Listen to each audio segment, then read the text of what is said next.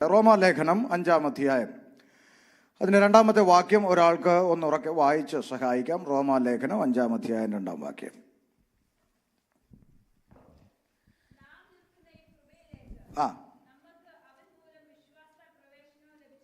മതി. നാം നിൽക്കുന്ന ഈ കൃപയിലേക്ക് നമുക്ക് യേശുക്രിസ്തു മൂലം വിശ്വാസത്താൽ പ്രവേശനം ലഭിച്ചിരിക്കുന്നു എന്നാണ് വായിച്ചത്. അപ്പോസ്തലനായ പൗലോസ് റോമാ സഭയോട് സംസാരിക്കുമ്പോൾ ഇങ്ങനെ പറയുകയാണ്, നമ്മൾ ഒരു കൃപയിലാണ് നിൽക്കുന്നത്.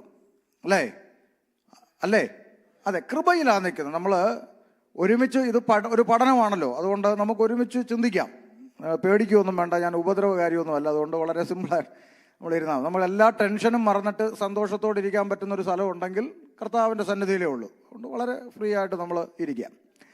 അപ്പോൾ ഇവിടെ പൗലോസ് പറയുകയാണ്, നാം നിൽക്കുന്ന ഈ കൃപയിലേക്ക് നമുക്ക് യേശുക്രിസ്തു മൂലം നമുക്ക് പ്രവേശനം സാധ്യമായി.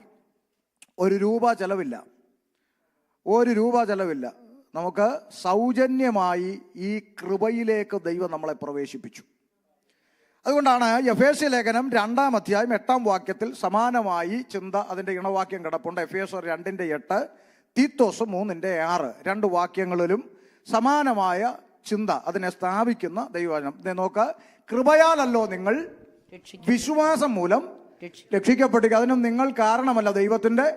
അപ്പൊ ഇതിനെ ഉറപ്പിക്കുന്ന ഒരു വാക്യം നമ്മൾ ആദ്യം വായിച്ച വേദഭാഗത്തെ അടുത്ത വാക്യം കൊണ്ട് ഉറപ്പിക്കുന്നു. ഒരു രൂപ ചെലവില്ലാതെ സൗജന്യമായി ദൈവത്തിന്റെ കൃപയാൽ നമ്മൾ വിശ്വാസം മൂലം രക്ഷയുടെ അനുഭവത്തിലേക്ക് പ്രവേശിച്ചിരിക്കുന്നു.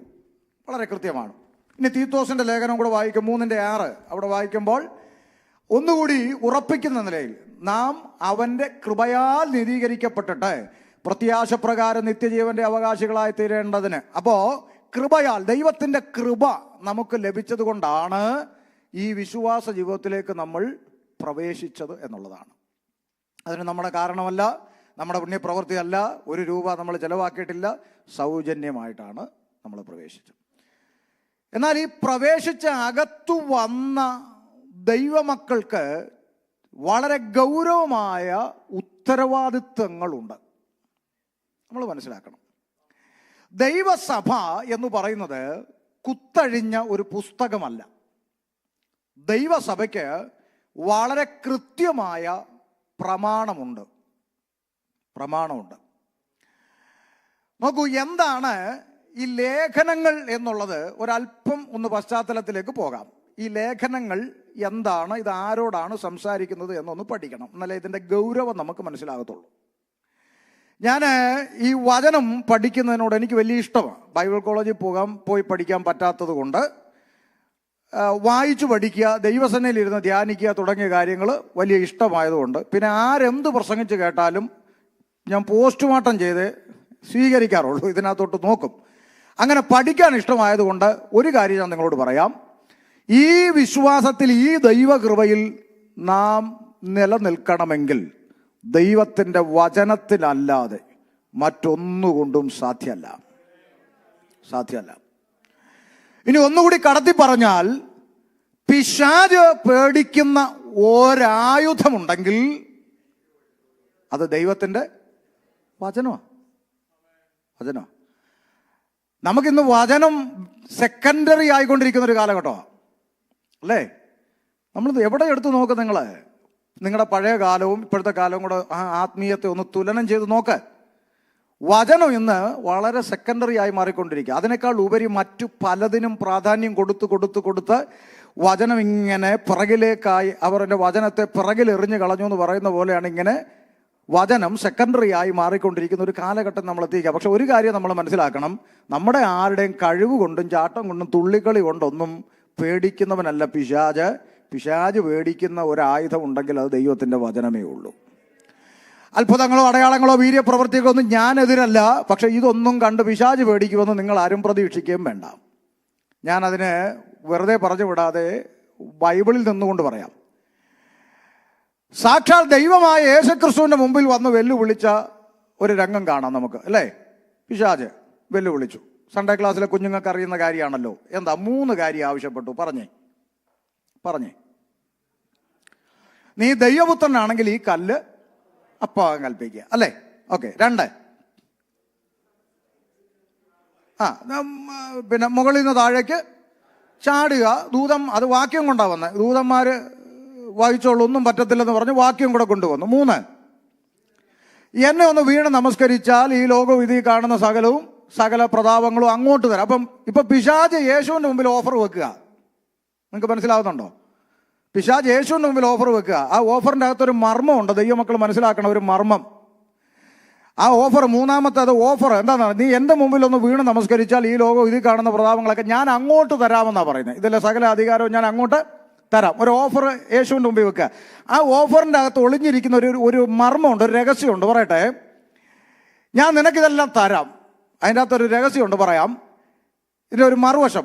ഇനിയിപ്പം പിന്നെ ഞാനിത് തന്നില്ലേലും നീ എന്നെ വീണ് നമസ്കരിച്ചില്ലേലും ഈ ലോകവും ഇതിലുള്ള സകല അധികാരവും നിന്റെ പിതാവായ ദൈവം നിനക്ക് തരും.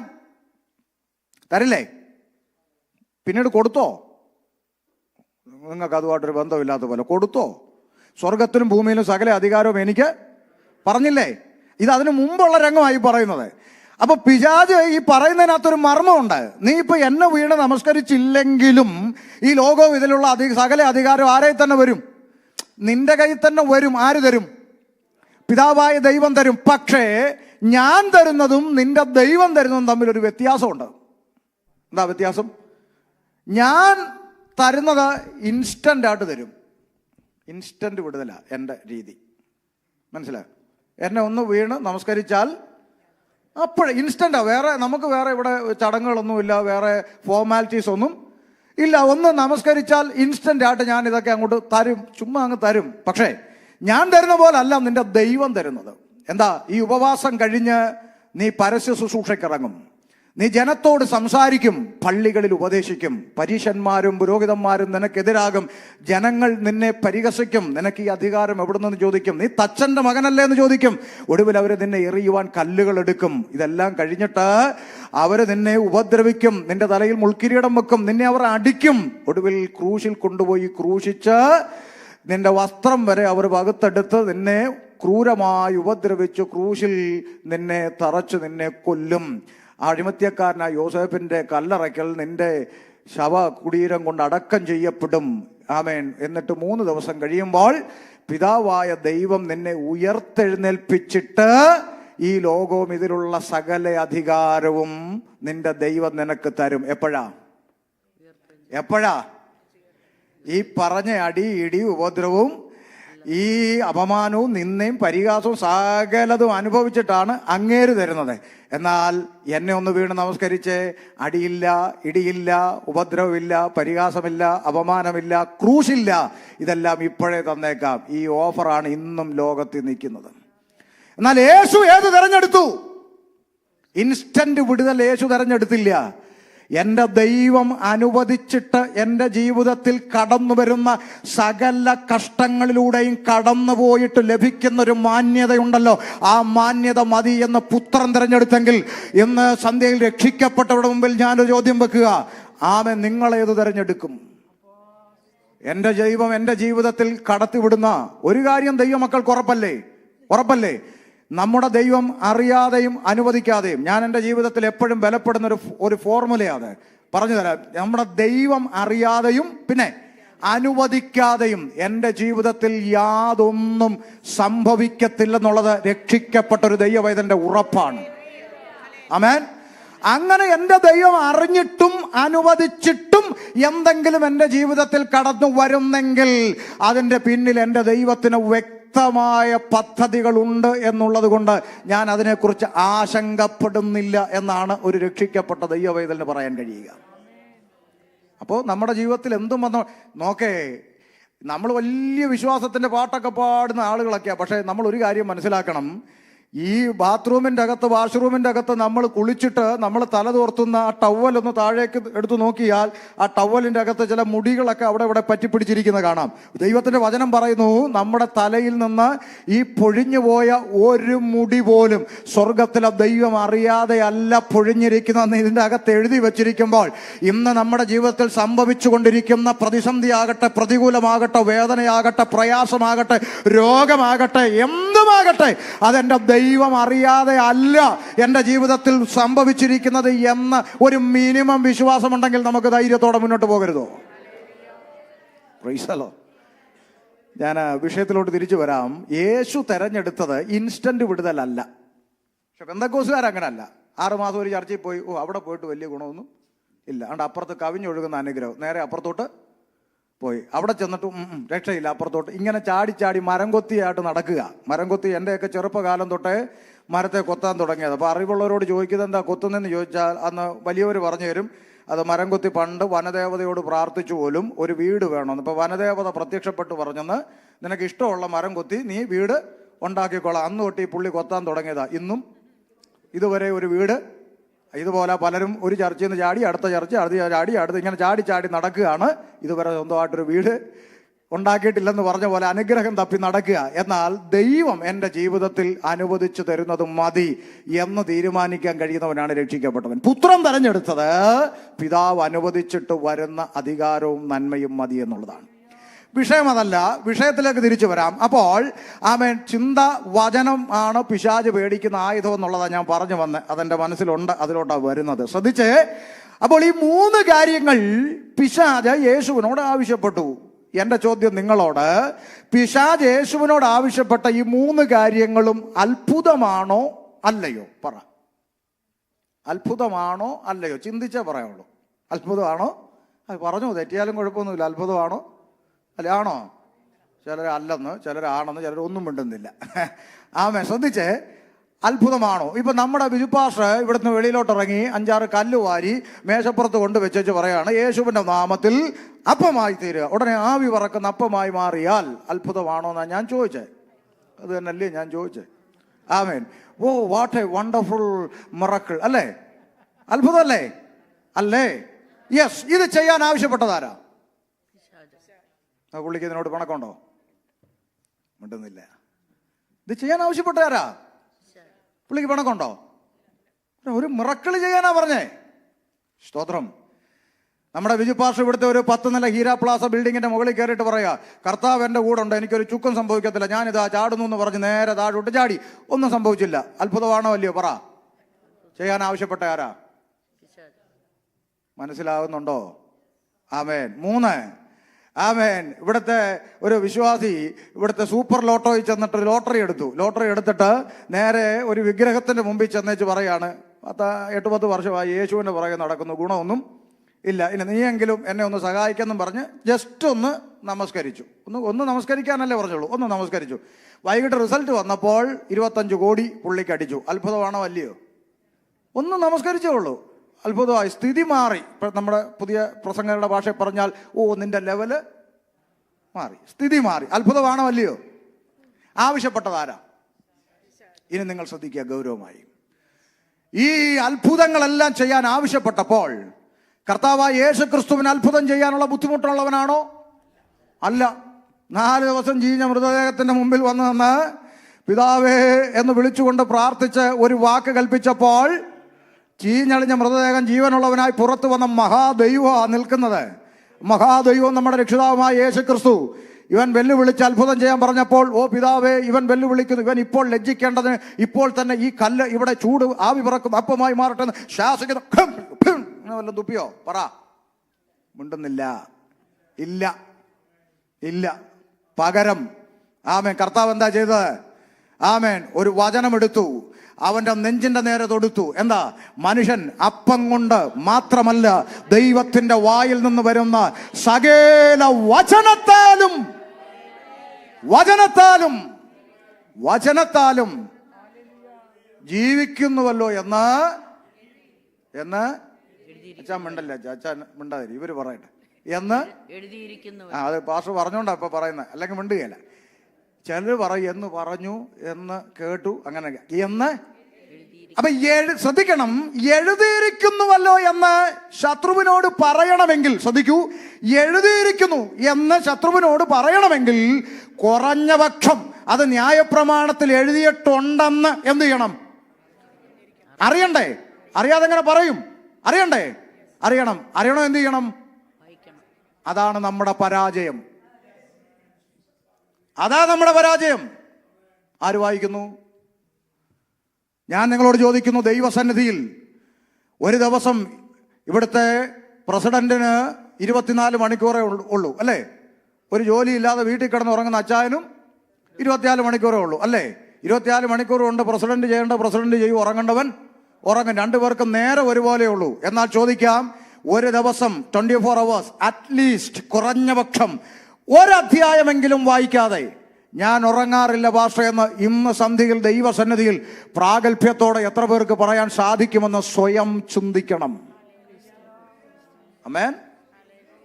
ബൈബിള് മുഴുവൻ വായിച്ചോന്നല്ല ഞാൻ ചോദിച്ചത് നിങ്ങളോട്.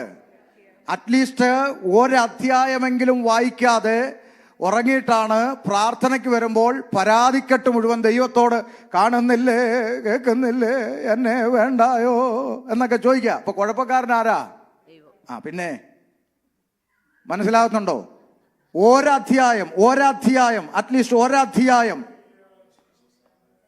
പലരും ആരാധന കഴിഞ്ഞ് വീട്ടിൽ പോയാൽ പിറ്റേന്ന് അടുത്ത ഞായറാഴ്ച രാവിലെയാണ് ഒരു വെപ്രാളം. ബൈബിൾ തപ്പ എവിടെ കൊണ്ട് വെച്ചെന്നൊരു പിടുത്തവും ഇല്ലല്ലോ എന്നും പറഞ്ഞു ആകെ ബഹളം വെപ്രാളം. അതിനിടയ്ക്ക് ഒരാഴ്ച പുസ്തകം നോക്കിയിട്ടില്ല, തൊട്ടിട്ടില്ല, വെപ്രാളമായി. അവസാനം ഗതികെട്ട് പാസ്റ്ററെ വിളിച്ചോ, പാസ്റ്റർ പറയാം ഭാരപ്പെടണ്ട, ഇവിടെ ആരാധന കഴിഞ്ഞ് പോയപ്പോൾ അത് ഇതൊക്കെയല്ലേ യാഥാർത്ഥ്യങ്ങള്.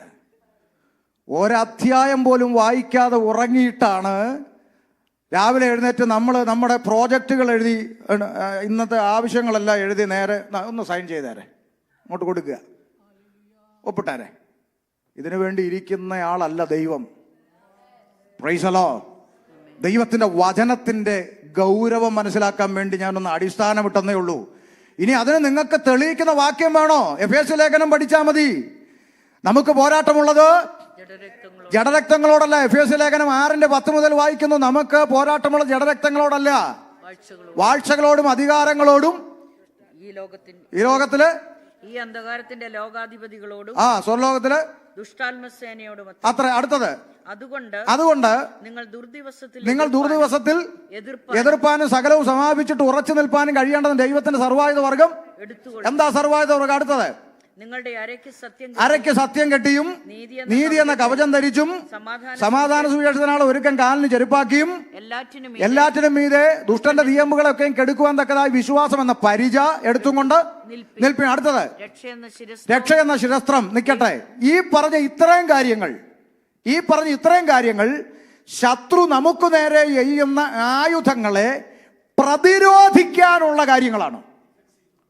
അതെ, അതായത് നമുക്കിത് പരിക്കേൽപ്പിക്കാതെ വണ്ണം പ്രതിരോധിക്കാനുള്ള കാര്യങ്ങളാണ് ഇത്രയും വായിച്ചത്. തിരിച്ച് പ്രതികരിക്കാനുള്ള ഒരു ആയുധം ഒരെണ്ണേ അതിനകത്തുള്ളൂ. ദൈവവചനമെന്ന ആത്മാവിന്റെ വാളും കൈക്കൊള്ളുവീൻ. മനസ്സിലായോ? വചനത്തിന്റെ ശക്തി, ദൈവവചനത്തിന്റെ ശക്തി. പണ്ട് കാലങ്ങളിൽ നമ്മുടെ നാട്ടിൻപുറത്തു നിന്നാണല്ലോ എന്തായാലും ഇങ്ങോട്ട് വന്നത്. സന്ധ്യാസമയങ്ങളിൽ വീട്ടിനകത്ത് കുടുംബ പ്രാർത്ഥന എന്ന് പറയുന്ന ഒരു കാര്യം ഉണ്ടായിരുന്നല്ലേ? ഉള്ളവര് ആകട്ടെ പാവിരിച്ച് ഉള്ളവർ അങ്ങോട്ട് ഇരുന്ന് പാട്ട് പാടി വേദപുസ്തകം വായിച്ച് പ്രാർത്ഥിക്കുന്ന ഒരു അനുഭവം. ആ പ്രാർത്ഥനയുടെ അനുഭവം നിലനിന്ന കാലത്ത് ആ പ്രാർത്ഥനയുടെ ആ വചനത്തിന്റെ ശബ്ദത്തിന്റെ പരിധിക്കപ്പുറത്തെ ഇരുട്ടിന്റെ ശക്തികൾക്ക് നിൽക്കാൻ കഴിഞ്ഞിരുന്നുള്ളൂ. ഇന്ന് വീട്ടിൽ പ്രാർത്ഥന നടക്കണമെങ്കിൽ പാസ്റ്റർ വരേണ്ട അവസ്ഥയാണ്.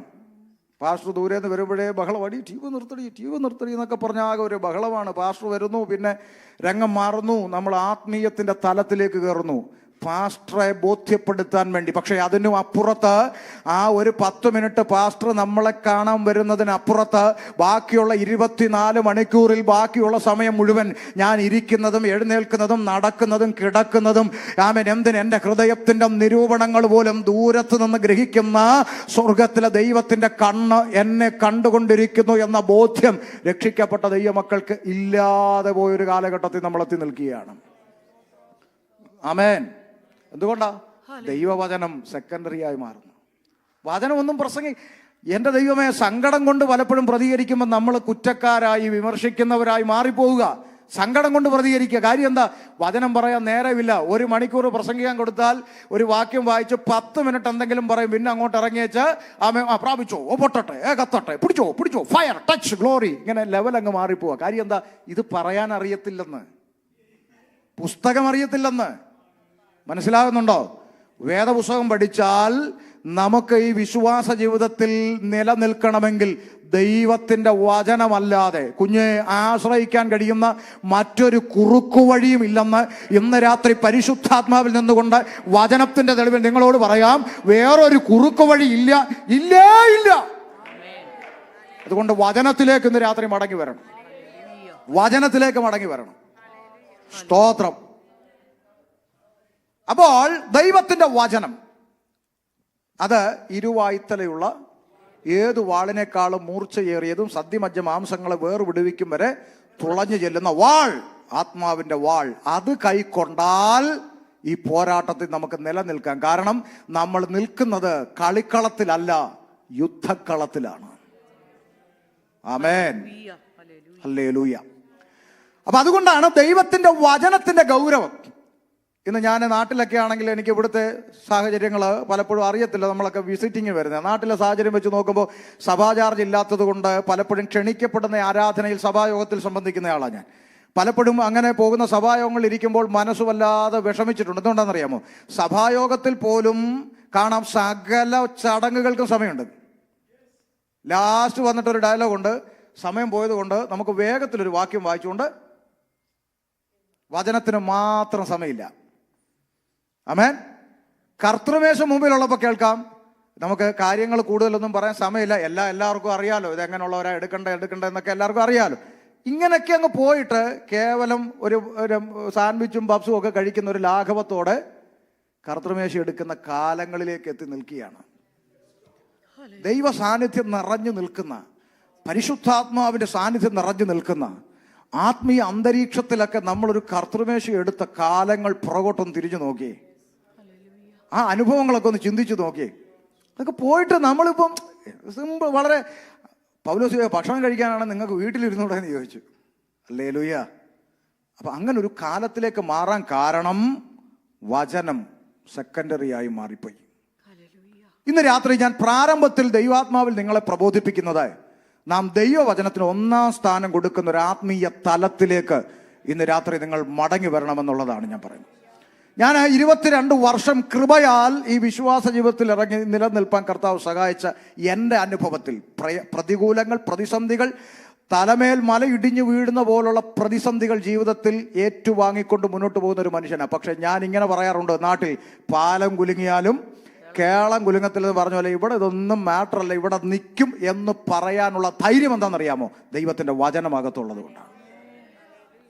ഇത് ഞാൻ നിങ്ങൾക്ക് പറഞ്ഞു തരിക. ദൈവത്തിന്റെ വചനം, ഈ വചനത്തിന് 1ാം സ്ഥാനം കൊടുത്താൽ ഈ ലോകത്തിലെ ഒന്നിനും നിങ്ങളൊരു ചുക്കും ചെയ്യാൻ കഴിയത്തില്ല. അതിൻ്റെ അപ്പുറത്തൊരു കുറുക്ക് വഴിയില്ല, അതിൻ്റെ അപ്പുറത്ത് വേറൊരു പരിപാടിയുമില്ല. അതുകൊണ്ട് വചനത്തിലേക്ക് വരാം.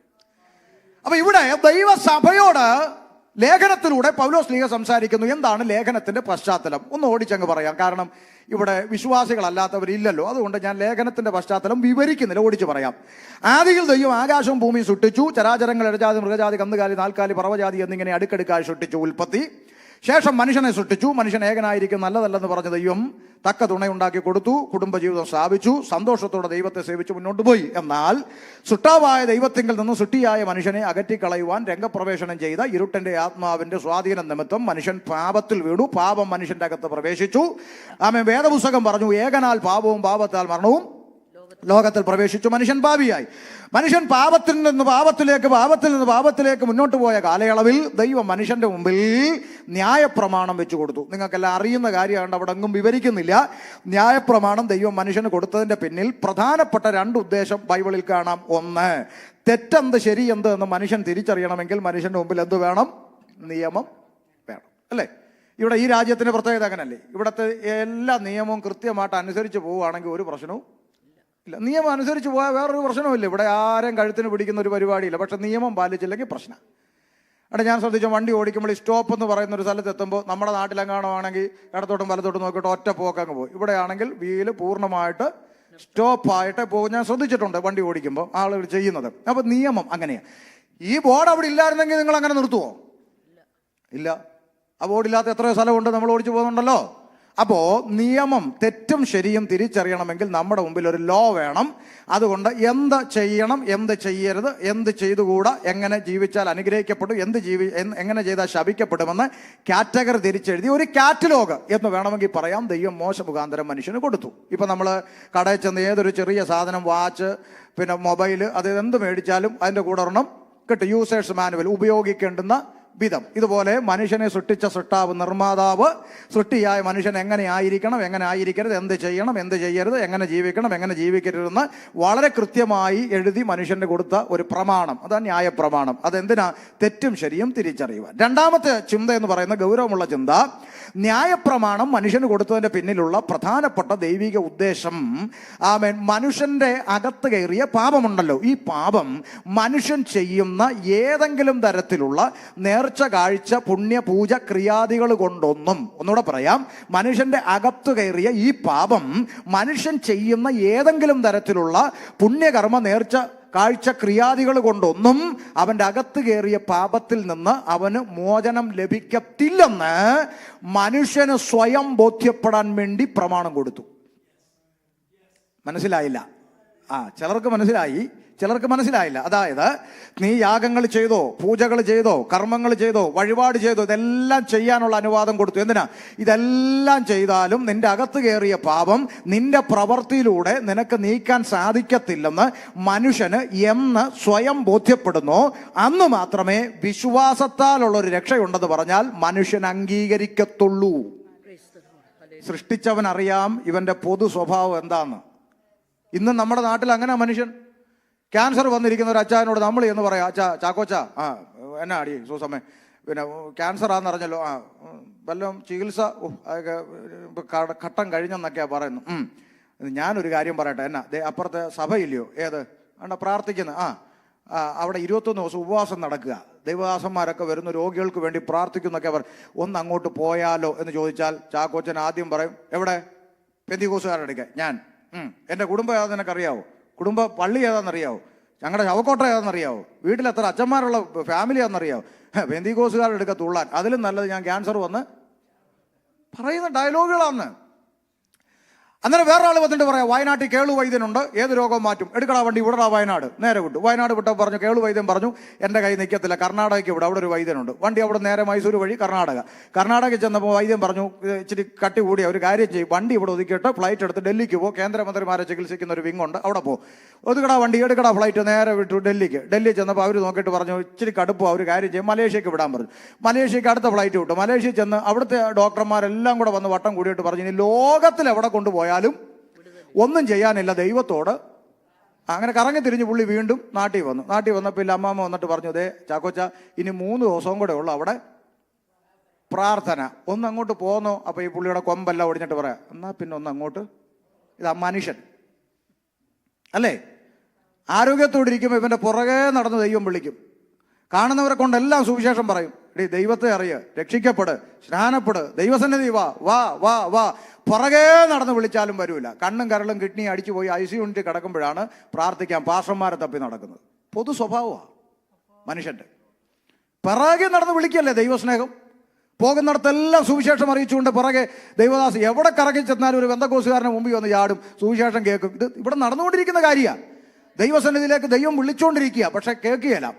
എവിടെങ്കിലും പോയി എന്തെങ്കിലും ഒരു അനർത്ഥം സംഭവിച്ച് വണ്ടി തട്ടി മുട്ടി എവിടെങ്കിലും അല്ലെ കെട്ടിയോ ചാകാനായിട്ട് ICU യൂണിറ്റ് കിടക്കുമ്പോൾ പിന്നെ പെണ്ണും പിള്ള പാസ്റ്റർമാരെ തപ്പി വേറെ നിവർത്തിയില്ലാത്ത. അപ്പം മനുഷ്യന്റെ ഒരു പൊതു സ്വഭാവമാണ്, അവന്റെ ബുദ്ധിയുടെ ചിന്തകളൊക്കെ അവസാനിച്ചിട്ട് മാത്രമേ അവൻ ദൈവത്തെ ആശ്രയിക്കുന്ന ഒരു മനോഭാവമുള്ളൂ. ആമേൻ. ഇത് നമ്മളെക്കാൾ നല്ലപോലെ അറിയുന്ന ആളാണ് നിർമ്മിച്ചവൻ. അതുകൊണ്ട് യാഗങ്ങളും പൂജകളെല്ലാം അങ്ങോട്ട് കൊടുത്തു. ഇവരെന്ത് ചെയ്യുക? പാപത്തിന്റെ ഗൗരവം അനുസരിച്ച് കാളക്കുട്ടിയെയും പ്രാവും കുഞ്ഞിനെയും ആട്ടിൻകുട്ടിനെയും എല്ലാം യാഗം കഴിച്ചിങ്ങനെ ഇരിക്കുക. പക്ഷെ യാഗം കഴിക്കും, പോകും, പാപം ചെയ്യും, പിന്നെ യാഗം കഴിക്കും, പോകും, പാപം ചെയ്യും. ഇതിൽ നിന്ന് പൂർണ്ണമായിട്ടൊരു മോചനം നടക്കുന്നില്ലെന്ന് ഒരുവിധം ഇസ്രായേലിന് മനസ്സിലായി. നമ്മുടെ നാട്ടുഭാഷ പറഞ്ഞാൽ ഒരുവിധം പഴുത്തു എന്ന് തോന്നിയപ്പോൾ തമ്പുരാൻ മോശയോട് പറഞ്ഞു, ഏകദേശം പഴുത്തിട്ടുണ്ട്, മരുഭൂമിയിൽ ഒരു സർപ്പത്തെ ഉണ്ടാക്കി ഉയർത്തിക്കോളാൻ പറഞ്ഞു. എന്തിനാ? പിടികിട്ടിയോ? ആമേൻ.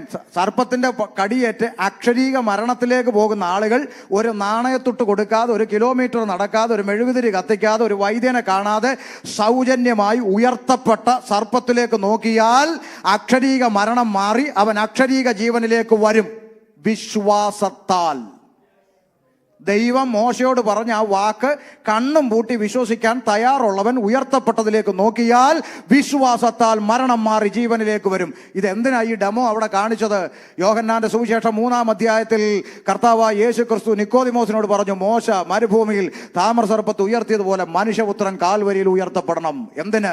അക്ഷരീക മരണത്തിലേക്ക് പോയവർ ഒറ്റ നോട്ടം കൊണ്ട് അക്ഷരീക ജീവനിലേക്ക് പ്രവേശിച്ചെങ്കിൽ ആത്മീക മരണമായിരിക്കുന്ന നരകത്തിന് അവകാശിയായിരിക്കുന്ന മനുഷ്യൻ ഉയർത്തപ്പെട്ട കാൽവരിയിലേക്ക് വിശ്വാസത്താൽ നോക്കിയാൽ ഒരു നാണയത്തൊട്ട് കൊടുക്കാതെ, 1 കിലോമീറ്റർ നടക്കാതെ, ഒരു മെഴുകുതിരി കത്തിക്കാതെ സൗജന്യമായി ആമേൻ നിത്യജീവനിലേക്ക് പ്രാപിക്കാൻ കഴിയുന്ന ഒരു മാർഗം കാൽവരിയിൽ ഉയർത്തപ്പെടുന്നു.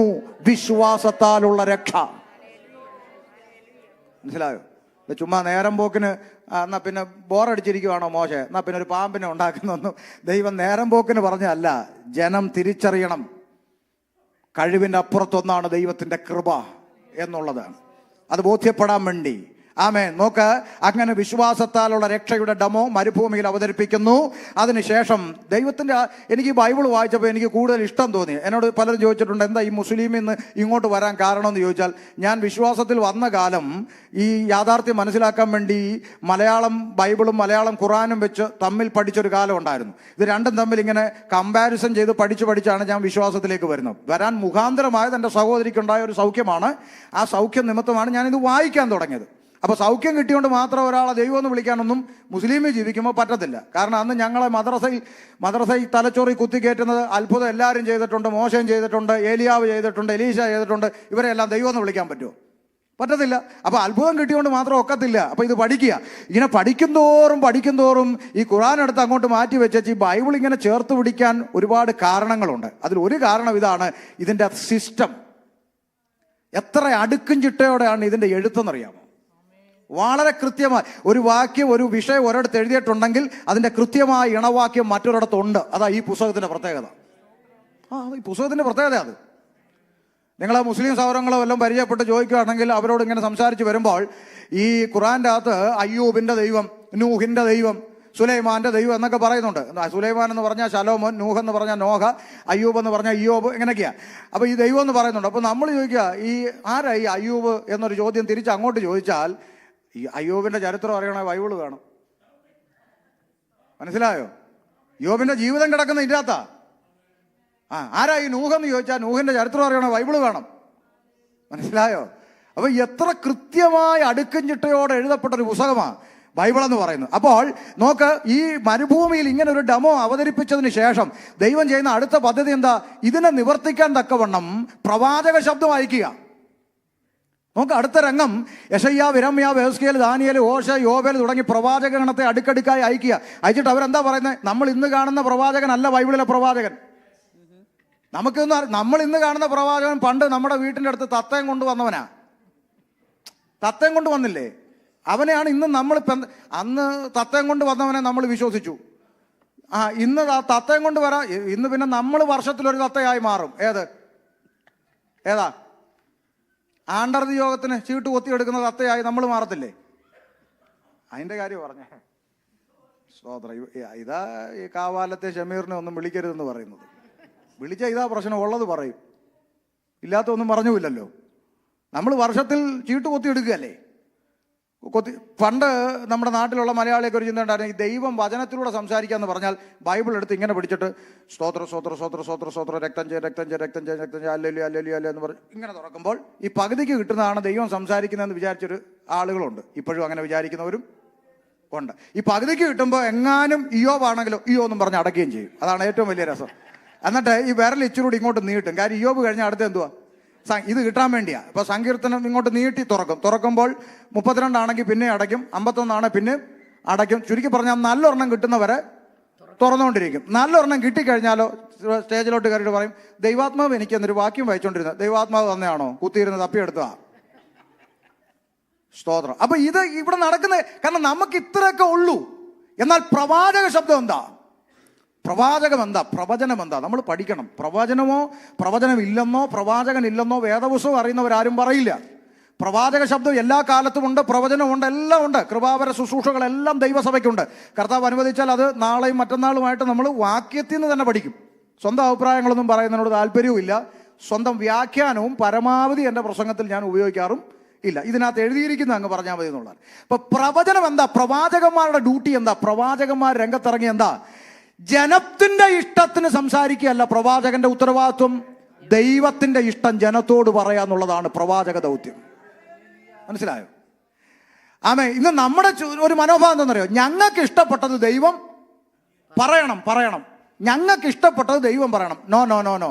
നമുക്ക് ഇഷ്ടപ്പെട്ടത് ദൈവം പറയുന്ന രീതി അല്ല ബൈബിളിലെ ദൈവത്തിൻ്റെത്. ദൈവത്തിന്റെ ഇഷ്ടം നമ്മളോട് അറിയിക്കും.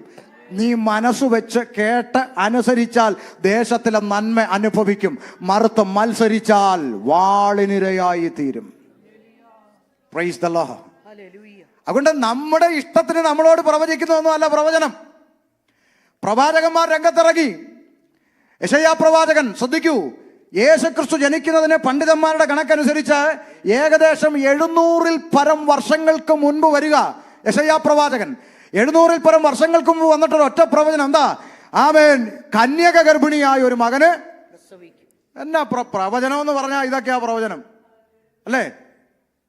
700 വർഷങ്ങൾക്ക് മുമ്പ് പറയാ കന്യക ഗർഭിണിയായ ഒരു ആര് പ്രസവിച്ചപ്പോ മോളായോ?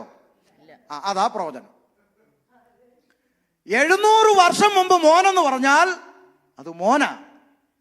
ഇവിടെ ഒരുത്തൻ 6 മാസം വയറ്റിലുള്ളപ്പോ പറയും മോനാ കേട്ടോ, പ്രസവിച്ചപ്പോ മോളാ. പിന്നെ പുള്ളി ആ വഴി കറക്കി കുത്തുന്ന പരിപാടിയല്ലത്. 700 വർഷങ്ങൾക്ക് മുമ്പ് മകനെന്ന് പറഞ്ഞാൽ മകനാ. സ്തോത്രം.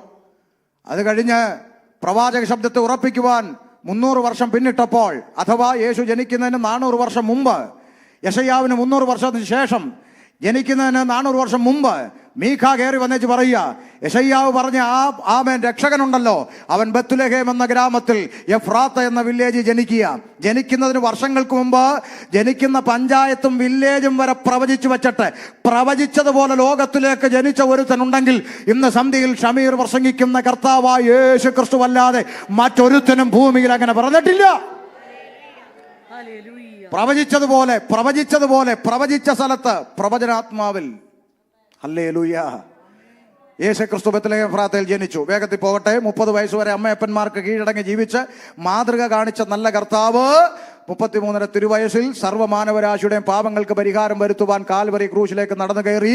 കർത്താവ് നമുക്ക് വേണ്ടി, എനിക്കും നിങ്ങൾക്കും വേണ്ടി, ഞാനും നിങ്ങളും അനുഭവിക്കേണ്ടിയിരുന്ന നരകശിക്ഷ യേശുവിന്റെ മേലായി. ആമേൻ. വേദപുസ്തകം ഇങ്ങനെ പറയുന്നു, നമ്മുടെ സമാധാനത്തിനായുള്ള ശിക്ഷ അവന്റെ മേലായി. അവിടുത്തെ അടിപ്പിണരാൽ നമുക്ക് സൗഖ്യം വന്നിരിക്കുന്നു. നാം സൗഖ്യത്തോടിരിക്കേണ്ടതിന്, നാം സമാധാനത്തോടിരിക്കേണ്ടതിന് യേശു നമുക്ക് പകരം ക്രൂശിൽ യാഗമായി തീർന്നു. അരിമത്യക്കാരനായ യോസേഫിന്റെ കല്ലറയ്ക്കൽ യേശുക്രിസ്തുവിന്റെ ഭൗതിക ശരീരം അടക്കം ചെയ്തു. 3 ആണി കൊണ്ടോ കല്ലറ കൊണ്ടോ യേശുവിനെ ഒതുക്കി വെക്കാൻ കഴിഞ്ഞില്ല. സാക്ഷാൽ ദൈവമായതുകൊണ്ട് യേശുക്രിസ്തു മരണത്തെ ജയിച്ചു, ഉയർത്തെഴുന്നേറ്റു, പല പ്രവണ ശിഷ്യന്മാർക്ക് പ്രത്യക്ഷനായി. സ്വർഗാരോഹണം ചെയ്യും മുമ്പ് തന്റെ ശിഷ്യന്മാർക്ക് ഒരു അന്ത്യകൽപ്പന കൈമാറി. കൽപ്പന നിങ്ങൾക്കറിയാം, നിങ്ങൾ പുറപ്പെട്ടു പോയി സകല സൃഷ്ടികളോടും സുവിശേഷം അറിയിക്കണം. അതുകൊണ്ടാണ് ഇവരൊക്കെ പോയി കിടന്ന് കഷ്ടപ്പെടുന്നത്. കർത്താവിൻ്റെ കൽപ്പന ആയതുകൊണ്ടാണ്. ഞങ്ങളൊക്കെ തെരുവിൽ നിൽക്കുന്നത് കർത്താവിൻ്റെ കൽപ്പന ആയതുകൊണ്ടാണ്. ആമേൻ. ഞങ്ങൾക്കൊന്നും ഇപ്പോഴത്തെ ഈ ആധുനിക ട്രെൻഡ് അറിയാത്തവരാന്നൊന്നും നിങ്ങൾ തെറ്റിദ്ധരിക്കരുത്. ആമേൻ. 22 വർഷമായി ഞാൻ ഇതിൻ്റെ അകത്തെ സകല സൂത്രങ്ങളും അറിയാവുന്നൊരു മനുഷ്യനാണ് ഞാൻ. ഇവിടെ നിന്നുകൊണ്ട് ഇപ്പോൾ ഒരു 10 മിനിറ്റിൽ നിങ്ങളെ ഏറിലാക്കാൻ എനിക്കറിയാം. അറിയാം, സ്പ്രിങ്ങിലാക്കാൻ അറിയാം. പക്ഷെ ഇതിനെല്ലാം കണക്ക് കൊടുക്കേണ്ട ഒരു ദിവസമുണ്ട്. മനസ്സിലായോ? ഇതിനെല്ലാം കണക്ക് കൊടുക്കും. അന്ന് കല്ലും നെല്ലും തിരിയും. കർത്താവേ, ഞങ്ങൾ നിന്റെ നാമത്തിൽ വലിയ കാര്യങ്ങളെ ചെയ്തു, ഭൂതത്തെ പുറത്താക്കി, വീര്യപ്രവൃത്തി ചെയ്തു എന്നൊക്കെ ഭയങ്കര ഡയലോഗ് അടിക്കുമ്പോൾ കർത്താവ് പറയും, ആരാ? മനസ്സിലായില്ലല്ലോ, ഞാൻ നിങ്ങളെ ഒരു നാളും അറിയുന്നില്ല. പൊക്കോളാൻ പറയുന്ന ഒരു സമയമുണ്ട്. ആമേൻ. അന്ന് ഈ അത്ഭുതം കണ്ടുകൊണ്ട് നിന്ന ആളുകളൊക്കെ വേണേൽ സാക്ഷ്യം പറയും, ഞാൻ അവിടെ സ്പോട്ടിലുണ്ടായിരുന്നു കർത്താവേ, എൻ്റെ കണ്ണുകൊണ്ട് ഞാൻ. നീയും പൊക്കൂ, നിന്നെ അറിയത്തില്ല. ആമേൻ. ഇതൊന്നും പറഞ്ഞുകൊണ്ട് അങ്ങോട്ട് ചെല്ലാൻ പറ്റുകയില്ല. ദൈവവചനത്തിങ്കിലേക്ക് ഒരു മടങ്ങി വരവ് ഉണ്ടാകണം. ഹല്ലേലൂയ. അപ്പോ പലതവണ ശിഷ്യന്മാർക്ക് പ്രത്യക്ഷനായി അന്ത്യകൽപ്പന കൊടുത്തിട്ട് ഒലിവുമലയിൽ നിന്ന് കർത്താവ് സ്വർഗാരോഹണം ചെയ്യുമ്പോൾ ദൂതസംഘം ഇറങ്ങി വന്ന് ശിഷ്യന്മാരിങ്ങനെ കണ്ണുകൾ ഉയർത്തി നിൽക്കുമ്പോൾ പറയുക, പ്രവൃത്തി 1:11, ഗലീല പുരുഷന്മാരെ, നിങ്ങൾ ആകാശത്തിലേക്ക് നോക്കി നിൽക്കുന്നത് എന്താ? നിങ്ങളെ വിട്ട് സ്വർഗാരോഹണം ചെയ്ത ഈ യേശുവിനെ സ്വർഗത്തിലേക്ക് പോകുന്നവനായി നിങ്ങൾ കണ്ടതുപോലെ തന്നെ അവൻ വീണ്ടും വരുമെന്ന് പറഞ്ഞു. അത് കേട്ടിട്ട് ആർക്കും വലിയ സന്തോഷമില്ല. അതാണ് ആ കാലത്തിൻ്റെയും ഈ കാലത്തിൻ്റെയും വ്യത്യാസം. ഞാനൊക്കെ രക്ഷിക്കപ്പെട്ട കാലം പ്രസംഗം കേൾക്കാൻ പോവും, ഓടി നടന്നു പോവും. കൺവെൻഷൻ ഉണ്ടെങ്കിൽ അവിടെ കർത്താവിൻ്റെ ദാസന്മാരെ പോലുള്ള ദൈവദാസന്മാർ എഴുന്നേറ്റ് നിന്നുകൊണ്ട് നമ്മുടെ കർത്താവിൻ്റെ കാഹളം മുഴങ്ങാൻ ഇതാ കാലമായി എന്നൊക്കെ പറഞ്ഞാൽ പിന്നെ ഒരു 10 മിനിറ്റ് പ്രസംഗിക്കാൻ പറ്റത്തില്ല. അന്തരീക്ഷം മാറും, ജനം ആത്മാവിലാകും, അന്യഭാഷയിൽ ആരാധിക്കും. അത് കഴിഞ്ഞ് പിന്നെ പ്രസംഗം നടക്കണേ കുറച്ച് സമയമെടുക്കും. ഇന്നിപ്പോൾ യേശു വരുന്നു എന്ന് പറഞ്ഞിട്ട് വായി കമ്പിട്ട് കുത്തിയാൽ ഒരു സ്വോത്രം. ഇനി എങ്ങാനും വന്നാലോ എന്നുള്ള പേടിയാ ചിലരുടെ ഇരിപ്പ് കണ്ട. ആമേൻ. മനസ്സിലാകുന്നുണ്ടോ വ്യത്യാസം? കർത്താവ് വരുന്നെന്ന് കേൾക്കുമ്പോഴൊന്നും പ്രത്യാശയില്ല. പകരം ഒന്ന് മാറ്റി പറഞ്ഞു നോക്കേ. ഇന്ന് രാത്രി കാലം ചിലതിൻ്റെ ജീവിതത്തിൽ ചിലത് സംഭവിക്കാൻ പോകുന്നു. ആരോടൊക്കെയോ ഇങ്ങനെ ഒന്ന് റിപ്പീറ്റ് പറഞ്ഞാൽ മതി. സ്തോത്രം. എനിക്കിപ്പോഴും മനസ്സിലാകാത്തൊരു കാര്യമുണ്ട്. സത്യസന്ധമായി നിർമ്മല മനസാക്ഷിയോടെ പറയാം, എനിക്കിപ്പോഴും മനസ്സിലാകാത്തൊരു കാര്യമുണ്ട്. ഇവർക്കെല്ലാം ഡി ഡി ഡി എന്നൊരു തുടങ്ങുന്നൊരു പേരെന്നെ കാണിക്കുന്നു. അപ്പോൾ ഒരു ഡി എഴുന്നേറ്റു. ഞാൻ ആ ഡി. പിന്നെ അങ്ങോട്ട് ചോദിക്കുന്നത് നിങ്ങളുടെ വീട്ടിൽ എത്ര പേരുണ്ട്? അതെന്താ ഈ പരിശുദ്ധാത്മാവിന് അറിയത്തില്ലേ? എനിക്ക് ഇപ്പോഴും മനസ്സിലാകാത്തൊരു കാര്യം. ഡി മാത്രമേ ആത്മാവിന് വെളിയുള്ളൂ. പിന്നെ എത്ര പേരുണ്ട്, അവരെ പിന്നെ എന്ത് ചെയ്യുന്നു, പിന്നെ ഭർത്താവിൻ്റെ പേരെന്ത്, ജോലി എന്ത്, ഇതൊന്നും ആത്മാവിന് അറിയത്തില്ല. ഇതെല്ലാം അവൾ പിന്നെ ഇങ്ങോട്ട് പറഞ്ഞു കൊടുത്തു കഴിയുമ്പോൾ പറയും, അടുത്ത മാസം ഒരു വലിയ വിടുതൽ. എന്ത് വട്ടാണോ ഈ കാണിക്കുന്നതെന്ന് എനിക്ക് ഇതുവരെ പിടികിട്ടിയിട്ടില്ല. പിന്നെ വേറെ ചില പറയും, ആരോടൊക്കെയോ ദൈവം, ആരോടൊക്കെയോ ആരോട്, അത് ഏത് ആത്മാവാണെന്നും എനിക്കിതുവരെ.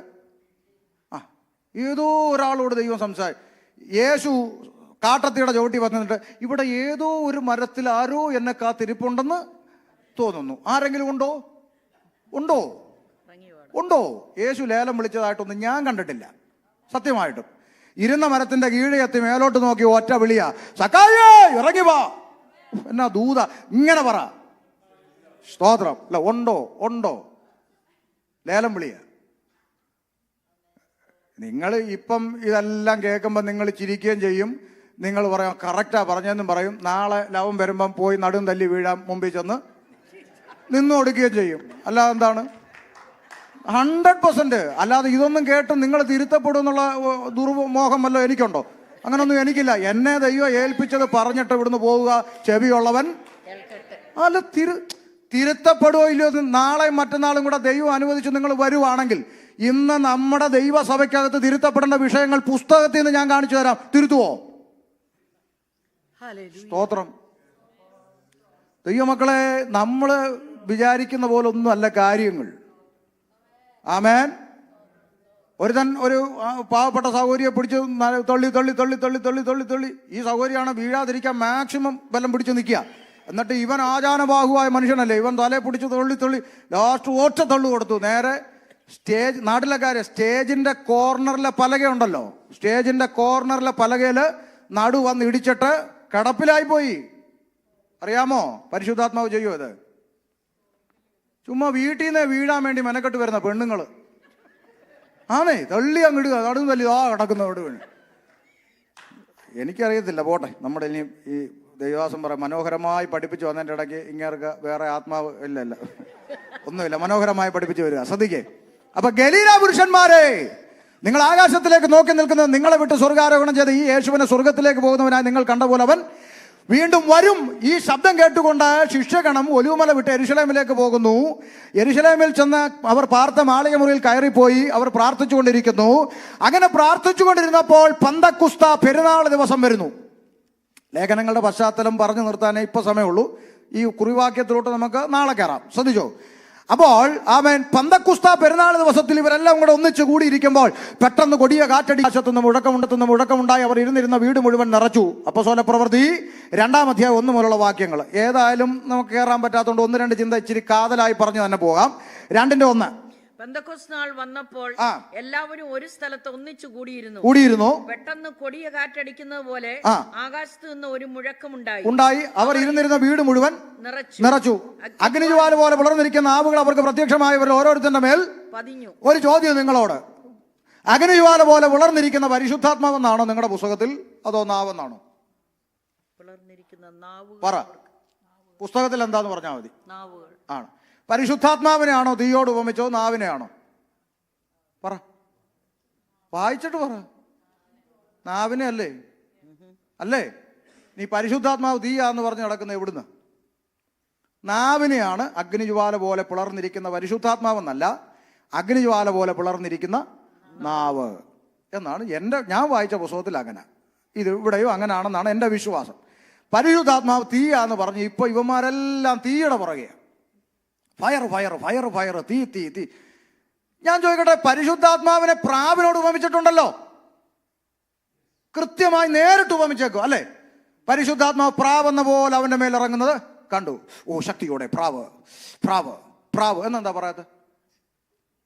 ഈ ഫയർ എന്ന് മാത്രം പറയുന്നത്, പ്രാവ് എന്നെന്താ പറയാത്ത? ഓ, ഇപ്പോൾ തന്നെ നിങ്ങളുടെ മേൽ വെള്ളങ്ങളും മറ്റും വ്യാപരിക്കുന്നു. വെള്ളത്തോട് ഉപമിച്ചിട്ടുണ്ടല്ലോ. വെള്ളം എന്താ പറയാത്ത? അപ്പൊ ഈ തീയുടെ വക്താക്കളാണ് ദൈവസഭയ്ക്കകത്ത് തീയിടാൻ ശ്രമിക്കുന്നത്. ഇനി അവരതിനു വേണ്ടി എടുക്കുന്ന മറ്റൊരു വാക്യമുണ്ട്. എന്താണെന്നറിയാമോ? യോഹന്നാൻ സ്നാപകൻ വിളിച്ചു പറഞ്ഞു, എന്റെ പിന്നാലെ ഒരുവൻ വരുന്നുണ്ട്, അവന്റെ ചെരുപ്പിന്റെ വാറഴിപ്പാൻ ഞാൻ യോഗ്യനല്ല. ഞാൻ നിങ്ങളെ വെള്ളം കൊണ്ട് സ്നാനം കഴിപ്പിക്കുന്നു, അവനോ നിങ്ങളെ പരിശുദ്ധാത്മാവ് കൊണ്ടും തീ കൊണ്ട് സ്നാനം കഴിപ്പിക്കും. ഈ പെന്തക്കോസ്തുകാരുടെ പൊതുവേ ഉള്ളൊരു പ്രശ്നം, മുമ്പും പുറവും വായിക്കുകയല്ല, നടുക്കുള്ളത് വരയിട്ട് വെക്കുക. പ്രശ്നം അവിടെയാണ്. മുമ്പും പുറവും വായിക്കുകയല്ല. കഴിഞ്ഞ ദിവസം ഒരു വിഷയം ഞാനിങ്ങനെ മറുപടി പറയേണ്ടി വന്നു. ദൈവരാജ്യം വചനത്തിലല്ല ശക്തിയിലാകുന്നു പറയും. എൻ്റെ തൊട്ട് മുകളിൽ നോക്കിക്കഴിഞ്ഞാൽ അറിയാം, ചീർത്തിരിക്കുന്നവരുടെ വാക്കുകളിലല്ല ദൈവരാജ്യം എന്നാണ് അവിടെ എഴുതിയിരിക്കുന്നത്. മുകളിലും വായിക്കുകയല്ല, താഴെയും വായിക്കുകയല്ല, വചനത്തിലല്ല എന്ന് പറഞ്ഞ് ഒരു കാച്ചലങ്ങട് കാച്ചി ജനങ്ങൾക്ക് കൺഫ്യൂഷൻ ഉണ്ടാക്കാതെ പോരെ. നമ്മൾ മറുപടി പറഞ്ഞപ്പം വിമർശിക്കുന്നവനായി. എന്ത് ചെയ്യാൻ പറ്റും പറ. അപ്പോ മുമ്പും പുറങ്ങ് വായിക്കണം. താഴേക്ക് വായിക്കുമ്പോൾ യോഹന്നാൻ സ്നാപകൻ പറഞ്ഞ അതേ വിഷയത്തിന്റെ താഴോട്ട് വായിക്കുമ്പോൾ ഇപ്പോൾ തന്നെ വൃക്ഷങ്ങളുടെ ചുവട്ടിൽ കോടാലി വെക്കുന്നത് എന്താ? രക്ഷയല്ല, ന്യായവിധിയാ. താഴേക്ക് വായിക്കുമ്പോൾ പറയാണ്, അവൻ വീശും, അവന്റെ കയ്യിൽ വീശുമുറം ഉണ്ട്, അവൻ വീശും, കളമുറ്റും വെടിപ്പാക്കും, നല്ലത് വേർതിരിക്കും, ആകാത്തത് അവൻ തീയിലിട്ട്. അപ്പൊ നിങ്ങൾ ശ്രദ്ധിച്ചു കേൾക്കണം ഞാൻ പറയുന്നത്. എന്റെ പിന്നാലെ ഒരുവൻ വരുന്നുണ്ട്. ആരാ? യേശു ക്രിസ്തു. അവൻ നിങ്ങളെ, ഇവിടെ യോഹന്നാൻ അഡ്രസ് ചെയ്യുന്ന നിങ്ങൾ ആരാണ്? പറ. സഭയാണോ? ആണോ? എന്താ സഭ? രക്ഷിക്കപ്പെട്ടവരുടെ കൂട്ടം. ഒരുത്തൻ രക്ഷിക്കപ്പെടണമെങ്കിൽ മിനിമം എന്ത് വിശ്വസിക്കണം? യേശു എനിക്ക് വേണ്ടി മരിച്ചു, അടക്കപ്പെട്ടു, ഉയർത്തെഴുന്നേറ്റു, വീണ്ടും വരുമെന്ന് ഹൃദയം കൊണ്ട് വിശ്വസിക്കണം. യോഹന്നാൻ സ്നാപകൻ ഈ ദൂത് വിളിച്ച് പറയുമ്പോൾ യേശു മരിച്ചിട്ടുണ്ടോ? അടക്കപ്പെട്ടിട്ടുണ്ടോ? ഉയർത്തെഴുന്നേറ്റിട്ടുണ്ടോ? ഇത് വിശ്വസിച്ച് രക്ഷിക്കപ്പെടാനുള്ള രക്ഷ അന്ന് അവിടെ ഉണ്ടോ? ഇല്ല. അപ്പൊ യോഹന്നാൻ അഡ്രസ് ചെയ്ത നിങ്ങൾ സഭയാണോ? ആണോ? അല്ല. പിന്നെന്താ? 1 യഹൂദന്മാർ, 2 യഹൂദൻ അല്ലാത്ത സകലരെയും ബൈബിൾ ഒറ്റ വാക്കി വിളിച്ചിരിക്കുന്നത് ജാതികൾ അല്ലേ? ഇതിനകത്ത് പല കാറ്ററിയപ്പെട്ടവരുണ്ട്. പരീശന്മാരുണ്ട്, പുരോഹിതന്മാരുണ്ട്, ശാസ്ത്രിമാരുണ്ട്, ഒക്കെ ഉണ്ട്. അപ്പൊ 1 യഹൂദനും 2 ജാതികളും. യഹൂദന്മാരും ജാതികളോടുമാണ് യോഹന്നാൻ സ്നാപകൻ അഡ്രസ് ചെയ്യുന്നത്. എന്റെ പിന്നാലെ ഒരുത്തൻ വരുന്നുണ്ട്, അവൻ വിശ്വസിക്കുന്നവനെ അവൻ പരിശുദ്ധാത്മാവിനാലും വിശ്വസിക്കാത്തവനെ തീയിലിട്ട് കളയാനും അധികാരമുള്ളവനാണ് പുറകെ വരുന്നത്. എന്തുകൊണ്ടാ? യേശുവിനെ വാഗ്ദത്ത മശികയായി അംഗീകരിക്കാത്ത യഹൂദനോടാണ് യോഹന്നാൻ ദൂത് വിളിച്ചു പറയുന്നത്. എൻ്റെ പിന്നാലെ വരുന്നവനാണ് ന്യായം വിധിക്കാനുള്ള അധികാരം. ഷമീർ പാസ്റ്റർ ഇപ്പൊ പറഞ്ഞതിന് തെളിവ് എവിടാ? യോഹന്നാൻ 5:22, 5:27 വായിച്ചു. യോഹന്നാൻ 5:22, 5:27 വേഗം. എല്ലാവരും പിതാവിനെ ബഹുമാനിക്കുന്ന പോലെ പുത്രനെയും ബഹുമാനിക്കേണ്ടതിന് പിതാവ് ആരെ ന്യായം വിധിക്കാതെ ന്യായവിധിയെല്ലാം പുത്രന് കൊടുത്തിരിക്കുന്നു. 5:22 അല്ലേ? ഇനി 27, അവൻ മനുഷ്യപുത്രനാകയാൽ ന്യായവിധി നടത്താൻ അവന്. അപ്പൊ ഒന്നിനു പകരം 2 വാക്യം ഞാൻ നിങ്ങളുടെ മുമ്പിൽ തെളിവായി വെച്ചു. 2 വാക്യം. ന്യായം വിധിക്കാനുള്ള അധികാരം ആർക്കാ? യേശുക്രിസ്തുവിന്. എന്ന് പറഞ്ഞാൽ ഇന്ന് ഏത് യേശുവിനെ നീ വേണ്ട എന്ന് പറയുന്നു, അതേ യേശു നിന്നെ ന്യായം വിധിക്കുന്ന ഒരു ദിവസം വരുമെന്നാണ് യോഹന്നാൻ ശാപകൻ വിളിച്ചു പറയുന്നത്. ന്യായം വിധിക്കാനുള്ള പുത്രന്റെ അധികാരം. ഇനി ഇതിനെ ഒന്നുകൂടെ തെളിയിക്കുന്ന ഒരു വാക്യം പറയാം, ശ്രദ്ധിച്ചോ. ആമേൻ. അപ്പോൾ യോഹന്നാൻ അഡ്രസ് ചെയ്തത് സഭയല്ല എന്നുള്ള കാര്യം വളരെ കൃത്യമാണ്. ആമേൻ. ന്യായം വിധിക്കാനുള്ള അധികാരത്തെയാണ് യോഹന്നാൻ പറഞ്ഞതെന്ന് ഞാൻ നിങ്ങളോട് ഈ വാക്യത്തിന്റെ അടിസ്ഥാനത്തിൽ പറഞ്ഞു. ഇനി ഇത് ഒന്നുകൂടെ തെളിയിക്കുന്ന ഒരു വാക്യം പറയാം. അപ്പോസ്തല പ്രവൃത്തി 1:4 യോഹന്നാൻ ചെയ്ത ഈ ശുശ്രൂഷയെ കർത്താവായ യേശു ക്രിസ്തു എടുത്തു പറയുന്ന ഒരു ഭാഗമുണ്ട്. അപ്പോസ്തല പ്രവൃത്തി 1:4. അങ്ങനെ അവൻ അവരുമായി കൂടിയിരിക്കുമ്പോൾ അവരോട്, നിങ്ങൾ യെരൂശലേമിൽ നിന്ന് വാങ്ങിപ്പോകാതെ എന്നോട് കേട്ട പിതാവിന്റെ വാഗ്ദത്തത്തിനായി. എന്താ ഈ വാഗ്ദത്തം? എന്താ വാഗ്ദത്തം? പരിശുദ്ധാത്മാവ്. അതെ. അടുത്ത വാക്ക്. അടുത്ത വാക്ക് നോക്കെ. യോഹന്നാൻ വെള്ളം കൊണ്ട് സ്നാനം. നിങ്ങൾക്കോ ഏറെ നാൾ കഴിയും മുമ്പേ പരിശുദ്ധാത്മാവ് കൊണ്ട് സ്നാനം ലഭിക്കും. ആണോ? അപ്പൊ യേശു അവിടെ എന്ത് കട്ട് ചെയ്തു? തീ കട്ട് ചെയ്തു. കാരണം യേശു അഡ്രസ് ചെയ്ത നിങ്ങൾ ആരാ? ശിഷ്യന്മാരാ, സഭയാ. സഭയ്ക്ക് തീയില്ല, സഭയ്ക്ക് പരിശുദ്ധാത്മാവാണുള്ളത്. മനസ്സിലായോ? ഇവിടെ യേശു അഡ്രസ് ചെയ്യുന്നത് സഭയോടാ. സഭയ്ക്ക് തീയില്ല. നാം തീക്കായി വിളിക്കപ്പെട്ടവരല്ല, നാം നിത്യതയ്ക്കായി വിളിക്കപ്പെട്ടവരാ. ഇത് പറഞ്ഞു കൊടുത്താലും ചില ഉള്ളികൾ ഒറ്റക്കാലം നിൽക്കും. പാസ് എന്തോ പറഞ്ഞാലും ശരി, ആ പരിശുദ്ധാത്മാവ് തീയ. ആയിക്കോട്ടെ. താങ്കൾ ഈ തീയുടെ പുറകെ പൊക്കോ. ഒടുവിൽ ചെന്ന് വീഴുന്ന സ്ഥലത്തും ഹോൾസെയിൽ തീയ. അന്നേരവും പറയണം, കണ്ടോ ആത്മാവ് ഞങ്ങളുടെ കൂടെ വന്ന് കണ്ടോ, ആയിക്കോട്ടെ, നിങ്ങൾ അവിടെ അങ്ങ് ആഘോഷിച്ചാട്ടെ. സ്തോത്രം. അതുകൊണ്ട് കുഞ്ഞേ, ഈ തീ എന്ന് പറഞ്ഞ് വചനം പറയാൻ നേരമില്ലാതെ കാട്ടിക്കൂട്ടുന്ന വിക്രിയകളൊന്നും ദൈവത്തിന്റെ പരിശുദ്ധാത്മാവിൽ വരുന്ന കാര്യങ്ങളല്ല. അതുകൊണ്ട് ഇത്തരം കൾട്ടുകളിൽ വീഴാതിരിപ്പാൻ ശ്രദ്ധിച്ചാൽ മേപ്പോട്ട് പോകാം. ഞാൻ തിരിച്ചു വരിക. അപ്പോൾ പെന്തക്കോസ്ത് പെരുന്നാൾ ദിവസത്തിൽ പരിശുദ്ധാത്മാവിന്റെ സാന്നിധ്യം ഇറങ്ങി വന്ന് എല്ലാവരും ആത്മാവ് നിറഞ്ഞവരായി അന്യഭാഷകളിൽ സംസാരിക്കാൻ തുടങ്ങി. പ്രിയപ്പെട്ടവരെ, ആ പരിശുദ്ധാത്മാവിന്റെ നിറവിൽ ഒരാൾ പ്രസംഗിക്കാൻ എഴുന്നേറ്റ് നിന്നു. ആത്മനിറവിൽ. ആരാ? പത്രോസ്ലീഗ എഴുന്നേറ്റ് വന്ന് പരിശുദ്ധാത്മാവിന്റെ നിറവിൽ ഒരൊറ്റ പ്രസംഗം. എന്ത് സംഭവിച്ചു? 2-ാം അധ്യായം 37. ഇത് കേട്ടിട്ട് ഹൃദയത്തിൽ കുത്തുകൊണ്ടു. നിക്കട്ടെ, ദൈവസഭ ഒന്ന് ശ്രദ്ധിച്ചേ എന്നെ. വേദപുസ്തകത്തിൽ പറയുന്ന യേശു വാഗ്ദത്തം ചെയ്ത പിതാവിങ്കൽ നിന്ന് പുറപ്പെട്ട ബൈബിളിലെ പരിശുദ്ധാത്മാവ് നിറഞ്ഞവൻ. ഒന്നുകൂടെ പറയാം. യേശു വാഗ്ദത്തം ചെയ്ത പിതാവിങ്കൽ നിന്ന് പുറപ്പെട്ട ബൈബിളിലെ പരിശുദ്ധാത്മാവ് നിറഞ്ഞവൻ ആത്മനിറവിൽ എഴുന്നേറ്റ് നിന്ന് പ്രസംഗിച്ചപ്പോൾ കേട്ടവർക്ക് ഇക്കിളിയല്ല കൊണ്ടത്, ചങ്കത്ത് കത്തുകേറി. ഈ പുസ്തകത്തിൽ പറയുന്ന ആത്മാവിന്റെ നിറവിൽ ഒരുത്തം പ്രസംഗിച്ചാൽ കേട്ടവർക്ക് ഇക്കിളിയല്ല കൊള്ളുന്നത്, ചങ്കത്ത് കത്തുകേറും. ഇരുവായ്ത്തലയുള്ള ഏത് വാളിനേക്കാളും മൂർച്ചയേറിയതും സദ്യമജ്ജ മാംസങ്ങളെ വേർപിടിവിക്കും വരെ തുളച്ചു ചെല്ലുന്ന ജീവന്റെ വചനം അത് അകത്തോട്ട് ചെന്ന് കുത്തുകൊണ്ട് ചങ്കത്തോട്ട് കയറിയപ്പോൾ ജനം നിലവിളിച്ചുകൊണ്ട് ആമേൻ ചോദിക്കുക, സഹോദരന്മാരായ പുരുഷന്മാരെ, ഞങ്ങൾ എന്ത് ചെയ്യണം? പറ. അതാ റിസൾട്ട്. ഇന്ന് ഈ പുസ്തകത്തിലെ പരിശുദ്ധാത്മാവ് നിറഞ്ഞവൻ പ്രസംഗിച്ചാലേ അങ്ങനെ വരൂ. അതിന്ന് പലർക്കും വേണ്ട. കുത്തുകൊള്ളുന്ന പ്രസംഗം വേണ്ട. ഇന്നത്തെ നമ്മുടെ പ്രസംഗം കഴിഞ്ഞ് നമ്മൾ പോകുമ്പോൾ എന്താ ചങ്കത്ത് ദൈവദാസൻ ഓരോ വാക്യം പ്രസംഗിക്കുമ്പോൾ ചങ്കത്ത് കത്തി. അതല്ല ഇന്ന് നമ്മൾ പറയും വരണമായിരുന്നടി ചിരി. ഇതാ ഇന്ന് നമ്മൾ പറയുന്നേ. ആമേൻ.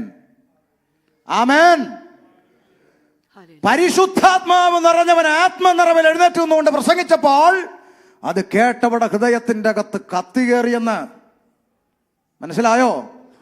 നമുക്കത് വേണ്ട. സ്തോത്രം. ഇന്ന് അങ്ങനെ വേണ്ട. ദൈവദാസന് കുത്തുകൊള്ളുന്ന പ്രസംഗം വേണ്ട. ആമേൻ. അതെ. അതുകൊണ്ട് എന്താ സംഭവിക്കുന്നത്? ദൈവസഭയ്ക്കകത്ത് ശുശ്രൂഷകന് ഉപദേശം പറയാൻ പറ്റില്ല. അറിയാമോ? ശുശ്രൂഷകൻ എന്ത് പറയണമെന്ന് തീരുമാനിക്കുന്ന പോലും മറ്റു പലരുമായി മാറി. മനസ്സിലായോ? കുഞ്ഞുങ്ങളെ കൊണ്ട് കെട്ടിപ്പറക്കി നടക്കുന്ന കാര്യം ഓർക്കുമ്പോൾ അവരിത് പറയുകയില്ല. സ്തോത്രം. ഞങ്ങൾക്കത് വിഷയമില്ല. ആമേൻ. ഞങ്ങൾക്കത് വിഷയമല്ല. ചെവിയുള്ളവൻ കേൾക്കട്ടെ. അല്ലാതെ വിളിച്ചവരെ പ്രസാദിപ്പിക്കാൻ സംസാരിക്കുകയല്ല, സ്വർഗത്തിലെ ദൈവത്തെ പ്രസാദിപ്പിച്ചാൽ മതി. ആമേൻ. ഞാൻ ആദ്യം പറഞ്ഞല്ലോ, എന്നെ നിങ്ങൾ ഇഷ്ടപ്പെടുകയോ ഇഷ്ടപ്പെടാതിരിക്കുകയോ ഡസന്റ് മാറ്റർ. അത് വിഷയമല്ല. അത് വിഷയമല്ല. പറയുന്നത് ദൈവത്തിന്റെ വചനമാണോ, ആ വചനം നിങ്ങൾ സ്വീകരിച്ചാൽ മതി. എന്നെ ആരും സ്നേഹിക്കണമെന്ന് എനിക്ക് നിർബന്ധമൊന്നും അതിൻ്റെ ഒന്നും കാര്യമൊന്നുമില്ല. ഈ സ്നേഹമൊക്കെ, ഇതിൻ്റെ അകത്തുള്ള സ്നേഹമൊക്കെ എന്താണെന്നൊക്കെ ഞാൻ അനുഭവിച്ച് 22 വർഷം കൊണ്ട് പഠിച്ചിട്ട് നിൽക്കുന്ന മനുഷ്യനാ. പറന്തൽ അടൂര് പ്രസംഗിച്ച് കഴിഞ്ഞപ്പോൾ ഒരു വലിയ അറിയപ്പെടുന്ന മോസ്റ്ററായിട്ട് റവറണ്ട് വന്ന് കെട്ടിപ്പിടിച്ചു പറഞ്ഞു, ഓ, ഈ കാലഘട്ടത്തിൻ്റെ പൗലോസായിട്ട് ദൈവം നിർത്തിയിരിക്കുക മോനെ എന്ന് പറഞ്ഞ് കെട്ടിപ്പിടിച്ചൊരു ഉമ്മ. നമുക്കൊരു അവാർഡ് കിട്ടിയ ഫീല്, സന്തോഷം. അത്രയും വലിയ മനുഷ്യൻ. കുറച്ചു കാലം കഴിഞ്ഞപ്പോൾ ഒരു കോൺഫറൻസിൽ എന്നെ പ്രസംഗിക്കാൻ വിളിച്ചു. ഉടനെ ഈ റവ അവിടുത്തെ സംഘാടകരെ വിളിച്ചു പറയാം, പുള്ളിയൊക്കെ എന്തിനാ വിളിക്കുന്നത്, വെറുതെ കുറ്റം പറയാം. എന്നാ എനിക്ക് മനസ്സിലായത്, യൂദായേക്കാളും വലിയ ചുംബനമാണല്ലോ ഇവൻ എനിക്ക് തന്നതെന്ന്. മനസ്സിലായോ? സ്തോത്രം. സ്നേഹം കൊണ്ടൊന്നും വിളിക്കുന്നൊന്നും അല്ല, അതൊക്കെ നമുക്കറിയാം. അതുകൊണ്ട് നിങ്ങൾ സ്നേഹിക്കുന്ന കാര്യം അവിടെ നിൽക്കട്ടെ. ദൈവത്തിന്റെ വചനമായി കേൾക്കുന്നത്, ഇത് എൻ്റെ കയ്യിലിരിക്കുന്ന വേദപുസ്തകത്തിൽ എഴുതപ്പെട്ട പഥ്യോപദേശമാണ് കേൾക്കുന്നത്. ഇത് എന്നോട് അനുസരിക്കാൻ വേണ്ടി ദൈവം തന്ന വചനമാണ് കേൾക്കുന്നത്. ഞാനിത് അനുസരിക്കണമെന്ന് തീരുമാനിക്കുന്നവനാണ് ദൈവത്തിന്റെ കരത്തിൽ നിന്ന് അനുഗ്രഹവും വിടുതലും പ്രാപിക്കാൻ കഴിയുന്നത്. ആമേൻ. ഞങ്ങൾ എന്ത് ചെയ്യണമെന്ന് കുത്തുകൊണ്ടവർ ചോദിക്കുക. കുത്തുകൊണ്ടവർ ചോദിച്ചു, സഹോദരന്മാരെ, ഞങ്ങൾ അല്ല, കുത്തുകൊണ്ടവരെല്ലാം കൂടെ പത്രോസിന്റെ കൊങ്ങാക്കി പിടിച്ചോ? ഇല്ല. മനസ്സിലായോ? ഇന്ന് ദൈവദാസന്മാർ എന്തെങ്കിലും പ്രസംഗിച്ചാൽ പാസ്റ്ററിന്റെ കൊങ്ങാക്കി പിടിക്കുന്ന കമ്മിറ്റിക്കാരുള്ള കാലമാണ്. കമ്മിറ്റിയെ കുറിച്ച് അമേരിക്ക വന്ന് മിണ്ടിയാൽ നിങ്ങൾ ഇനി പ്രസംഗിച്ച തന്നെ, പിന്നെ പോയി പണി നോക്കാൻ പറ. സ്തോത്രം. മനസ്സിലായോ? ഞാൻ പഠിച്ച വേദപുസ്തകത്തിൽ അനുഭവം കൊണ്ടും പ്രായം കൊണ്ടും സീനിയർ ആയിട്ടുള്ള ദൈവദാസന്റെ മുമ്പിൽ നിന്ന് ഞാൻ ചോദിക്കുകയാണ്, ഞാൻ പഠിച്ച വേദപുസ്തകത്തിൽ സഭ ശുശ്രൂഷകന് കീഴടങ്ങിയിരിക്കുകയാട്ടാ കാണുന്നത്. അല്ലേ അച്ഛാ? നിങ്ങളെ നടത്തുന്നവരെ അനുസരിച്ച് കീഴ്പ്പെട്ടിരിക്കണമെന്ന് ഒരു ഭാഗത്തും, മറുഭാഗത്ത് നന്നായി ഭരിക്കുന്ന മൂപ്പന്മാരെ ഇരട്ടി മാനത്തിന് യോഗ്യരായി എണ്ണണമെന്നും. ഒരു സ്ഥാനത്ത് മൂപ്പൻ ഭരിക്കുന്നവനായിരിക്കണം, മറുഭാഗത്ത് വിശ്വാസി കീഴടങ്ങിയിരിക്കുന്നവനായിരിക്കണം. ഇതാ ഞാൻ പഠിച്ച പുസ്തകത്തിലെ സഭ. മനസ്സിലായോ? അതിനൊക്കെ TPM-കാരെ കണ്ടുപഠിക്കണമെന്ന് ഞാൻ പറയും. ഡോക്ടറാട്ടെ, എഞ്ചിനീയർ ആട്ടെ, ജഡ്ജി ആട്ടെ, വക്കീലാട്ടെ, സഭയെ വന്നാൽ ഐ എം ഡോക്ടർ. ഡോക്ടറാണ് വല്ല ക്ലിനിക്കിലും പോയിട്ടോ, മര്യാദയ്ക്ക് അവിടെ ഇരിക്കാൻ പറയും. മനസ്സിലായോ? അതാണ് സഭ ഈ വിഷയത്തിൽ. ഇനി നിങ്ങൾ അതാണ് സഭയെന്നും പറഞ്ഞ് നാളെ എല്ലാവരും കൂടെ അങ്ങോട്ട് പോകാനല്ല. ഈ വിഷയത്തിൽ അത് അനുകരണീയമായ മാതൃകയാണ് എന്ന് ഞാൻ പറഞ്ഞതാണ്. അത് ഇപ്പോഴും പറയുന്നു. അപ്പൊ സഭയ്ക്കകത്ത് നമുക്ക് പഥ്യോപദേശം കേൾക്കാൻ സാധിക്കും. മുഖപക്ഷമില്ലാത്ത ദൈവത്തിന്റെ ആലോചന കേൾക്കാൻ സാധിക്കും. ശുശ്രൂഷ പരിശുദ്ധാത്മാവിന് വിട്ടുകൊടുക്കുക. ശുശ്രൂഷകന്റെ കൊങ്ങായ്ക്ക് പിടിക്കരുത്. ആമേൻ. ഞങ്ങൾ എന്ത് ചെയ്യണമെന്ന് ചോദിച്ചു പത്രോസ് അവരോട്. നിങ്ങൾ മാനസാന്തരപ്പെട്ട് നിങ്ങളുടെ പാപങ്ങളുടെ മോചനത്തിനായി ഓരോരുത്തരും യേശുക്രിസ്തുവിന്റെ നാമത്തിൽ സ്നാനമേൽപ്പിൻ, എന്നാൽ പരിശുദ്ധാത്മാവെന്ന ദാനം ലഭിക്കും. വാഗ്ദത്തം നിങ്ങൾക്ക് നിങ്ങളുടെ മക്കൾക്ക് നമ്മുടെ ദൈവമായ കർത്താവ് വിളിച്ചു വരുത്തുന്ന ദൂരസ്ഥരായ ഏവർക്കും ഉള്ളതല്ലോ എന്ന് പറഞ്ഞു. മറ്റു പല വാക്കുകളാൽ അവൻ സാക്ഷ്യം പറഞ്ഞ് അവരെ പ്രബോധിപ്പിച്ചു. ഈ വക്രതയുള്ള തലമുറയിൽ നിന്ന് രക്ഷിക്കപ്പെടുവനെന്ന് പറഞ്ഞു. അവൻ അവരുടെ വാക്ക് കൈക്കൊണ്ടവർ സ്നാനമേറ്റു. അന്ന് 3000-ഓളം പേർ അവരോട് ചേർന്നു. അടുത്ത വാക്ക്, അവർ അപ്പോസ്തലന്മാരുടെ ഉപദേശം കേട്ടു. കണ്ടോ അവിടെ ഒരു ചിന്ത കണ്ടോ? അന്ന് 3000-ഓളം പേർ അവരോട് ചേർന്നു. ഒറ്റ പ്രസംഗം, കുത്തുകൊള്ളുന്ന ഒറ്റ പ്രസംഗം. 3000-ഓളം പേര് മാനസാന്തരപ്പെട്ടു. ഉണർവ്. അതാ 1-ാം നൂറ്റാണ്ടിലെ ഉണർവ്. ഉണർവെന്ന് പറഞ്ഞാൽ ഒരുത്തൻ കസേര എടുത്തുകൊണ്ട് ഡെസ്കേ കയറുന്നു, തോളിലെടുത്ത് അടിക്കാൻ നിൽക്കുന്നു, പേ പിടിച്ച പോലെ കിടന്ന് അണയ്ക്കുന്നു. ഇതാണ് ഉണർവ്. ഇതാ ഉണർവ്. ജനം ദൈവസന്നിധിയിലേക്ക് മനം തിരിയട്ടെ, നിലവിളിച്ചുകൊണ്ട് മാനസാന്തരപ്പെടട്ടെ. ഉണർവിന്റെ ലക്ഷണം ചാട്ടമല്ല. ഒരു സിമ്പിളായിട്ടൊരു കാര്യം പറയാം. 2 മിനിറ്റ് കൂടെ ഉള്ളതെന്ന് എനിക്കറിയാം, വിഷമിക്കണ്ട. സിമ്പിളായിട്ടൊരു കാര്യം പറയാം. നാളെ നമുക്ക് ഈ വാക്യത്തിലൂടെ ഇവിടുന്ന് ഇപ്പം എവിടെ നിർത്തുന്നു അവിടെ തുടങ്ങി അങ്ങനെ അങ്ങോട്ട് പോകും. സമയം പോയത് നിങ്ങൾ അറിഞ്ഞോ? ഇവിടെ കഥ വല്ലതും പറഞ്ഞോ? ദൈവവചനത്തിന് മുമ്പിലായിരുന്നേ. മനസ്സിലായോ? അതാ അന്തരീക്ഷം. സ്തോത്രം. ഉണർവിൻ്റെ ലക്ഷണം എന്താ? ഉണർവിൻ്റെ ലക്ഷണം രാത്രി ഒരു 12-1 മണിക്ക് ബിജു പാസ്റ്ററിന്റെ വിശ്വാസിയുടെ വീട്ടിൽ വന്ന് ഒരു അത്യാവശ്യ ഘട്ടത്തിൽ വന്ന് കോളിംഗ് ബെൽ അടിച്ചു. വിശ്വാസി അവിടെ നല്ല ഉറക്കം, കോളിംഗ് ബെൽ അടിച്ച് ഉണർന്ന്. അപ്പോൾ ഇവിടെ അകത്ത് കിടന്നുകൊണ്ട് ചോദിക്കാനുള്ള പരിപാടിയൊക്കെ ഉണ്ടല്ലോ. ആരാന്ന് ചോദിച്ചു. വെളി നിന്നുകൊണ്ട് ബിജു പാസ്റ്റർ പറഞ്ഞു, ഞാനാ പാസ്റ്റർ, ഒരു അത്യാവശ്യത്തിന് വന്നതെന്ന് പറഞ്ഞു. അത് രാത്രി നല്ല ഉറക്കം. അപ്പം കോളിംഗ് ബെല്ല് കേട്ടപ്പോൾ ഉറങ്ങിക്കിടന്ന ആള് ഉണർന്നു. ഉണർവിൻ്റെ ലക്ഷണമാണ് പറയുന്നത്. ഉണർന്നതിൻ്റെ ലക്ഷണം എന്താ? ബിജു പാസ്റ്റർ ചാടി വന്ന് ഫ്രണ്ടിൽ വന്ന് ഡോർ അങ്ങ് തുറക്കുന്നതാണോ ഉണർവിൻ്റെ ലക്ഷണമാണോ? നിങ്ങൾ പറ. ആണോ? അല്ല. നിങ്ങളെല്ലാം ഉണരുന്നവരല്ലേ, എന്നിട്ടെന്ത് ഇതുവരെ ഉറങ്ങിയിട്ടില്ലാത്ത പോലെ ഇരിക്കുന്നു? ഉണർന്നതിൻ്റെ ലക്ഷണം അതാണോ? അല്ല. ബിജു പാസ്റ്റർ എന്ന് കേട്ടു, ഉണർന്നതിൻ്റെ ലക്ഷണം ഉണർന്നവരാദ്യം എന്ത് ചെയ്യും? തുണിയൊക്കെ നേരെയാണോന്ന് ഇല്ലേ? അങ്ങനല്ലേ? നല്ല ആഴത്തിൽ കിടന്നതാ. ഒന്ന് ഉണർന്നപ്പോൾ വസ്ത്രമൊക്കെ മര്യാദയ്ക്കാണോ എന്ന് നോക്കി. പാസ്റ്റർ വന്നേക്കുക അല്ലേ? എന്നിട്ട് നേരെ കണ്ണാടിയുടെ മുമ്പിൽ ചെന്ന് കൊമ്പും തുമ്പിക്കായി വല്ലതും ഇരിപ്പുണ്ടോന്ന്. ഇതൊന്നും നിങ്ങളാരും കണ്ടിട്ടുമില്ല. അപ്പം പോയി നോക്കും അല്ലേ?